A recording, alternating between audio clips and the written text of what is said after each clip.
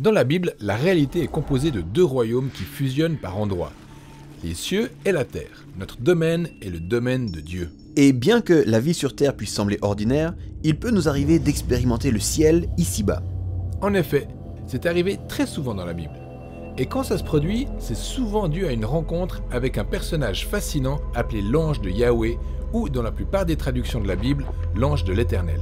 On a déjà parlé des anges. Ce sont des messagers spirituels qui accomplissent des missions de la part de Dieu. Mais l'ange de l'Éternel n'est pas un ange quelconque. Comment ça? Eh bien, chaque fois qu'il apparaît, il est décrit d'une manière délibérément déconcertante, qui nous pousse à nous demander s'agit-il d'un ange envoyé par Yahweh ou de Yahweh lui-même.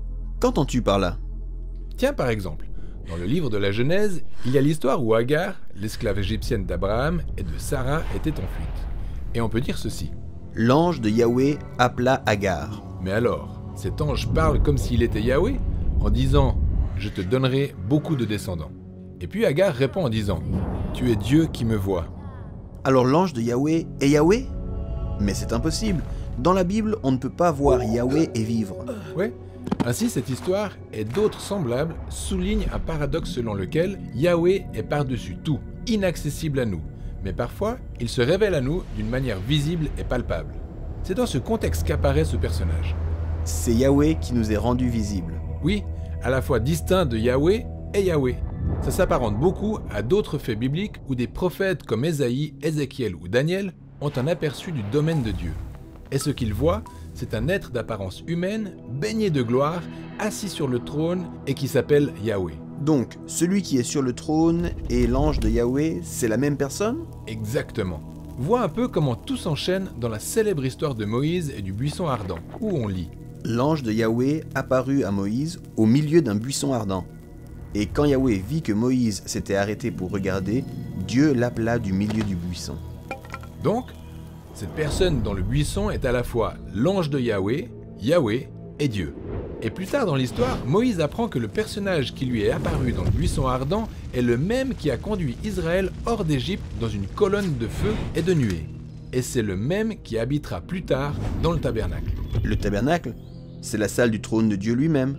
T'as tout pigé. L'ange de l'Éternel est la gloire royale de Yahweh qui apparaît sous forme humaine.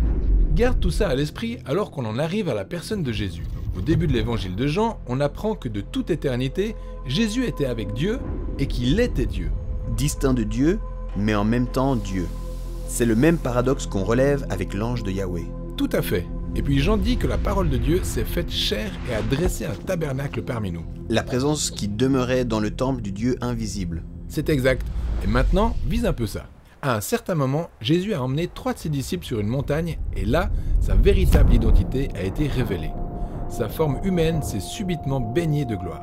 Ouais, je vois un peu le truc. Donc, l'ange de l'Éternel était Dieu sous une apparence humaine, tout comme Jésus est Dieu devenu humain. En effet. Et remarque ceci. Dans le Nouveau Testament, l'expression « l'ange de l'Éternel » n'est jamais utilisée pour décrire Jésus. Pourquoi? Eh bien, c'était pour éviter de réduire Jésus à un simple ange. Pour eux, Jésus était Dieu Yahweh devenu humain, afin de remplir sa mission suprême. Réunir complètement et définitivement le ciel avec la terre.